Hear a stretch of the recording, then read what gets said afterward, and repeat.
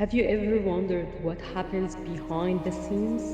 From active excavation sites to the grand galleries, we uncover the details that build a civilization. Join me on a journey to bring history back to life. يا مساء الجمال والجو البديع. النهاردة حلقتنا مش مجرد حكاية، ده تاريخنا وعاداتنا الجميلة وجامعة العيلة اللي بنمارسها لحد النهاردة. أنا ياسمين وده كيرات رزقاي. النهاردة هيكلمكم عن طقوس المصريين يوم شم النسيم. المصري القديم قسم السنة ل 360 يوم وخمس أيام خاصة بالمعبودات اللي هما إزيس وزوريس ونفتيس حورس وست. كمان قسم السنة لثلاث فصول بتبدأ بفصل الآخت وهو الفيضان، وفصل البرد ويعني بذر البذور.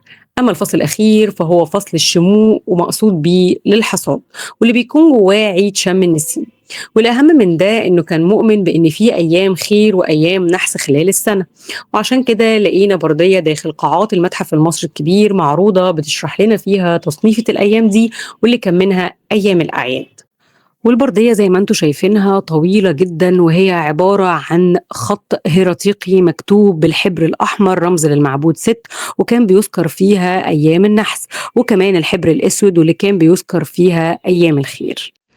اعتقد المصري القديم إن المعبود رع هو اللي شرع بالاحتفال بالأعياد، وكان لابد من إقامة الأعياد في مواعيدها لاسترضاء المعبودات والاعتراف بجميلها على البلاد في المحافظة عليها والاستقرار والحفاظ على النظام الكوني كله.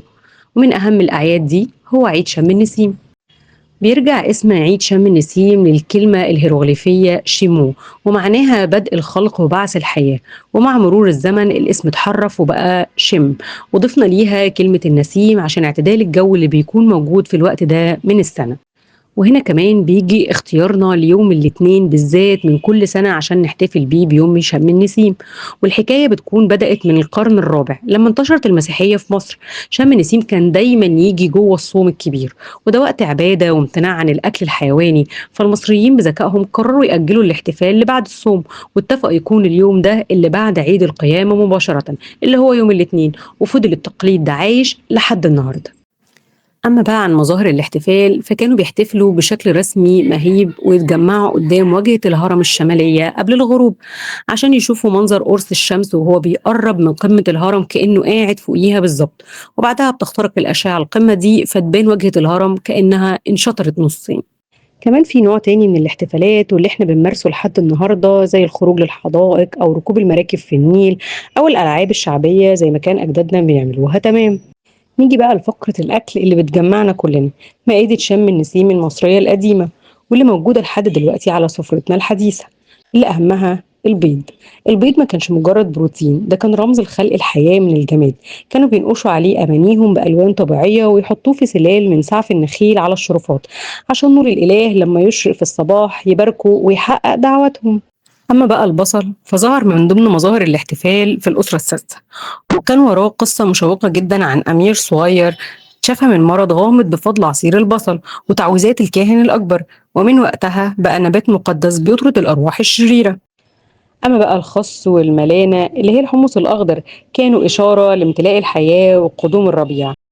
وعلى المائدة كلنا مستنيين الطبق الرئيسي وهو الفسيخ أو السمك المملح، وده بدأ الاهتمام بيه من الأسرة الخامسة مع تقديس النيل.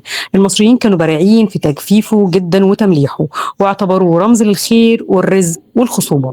وزي ما احنا بنحتفل بعيد الربيع، العالم كمان كله عنده احتفالات بالربيع زي عيد النوروز في إيران، هولي في الهند، وحتى مهرجان الزهور في هولندا.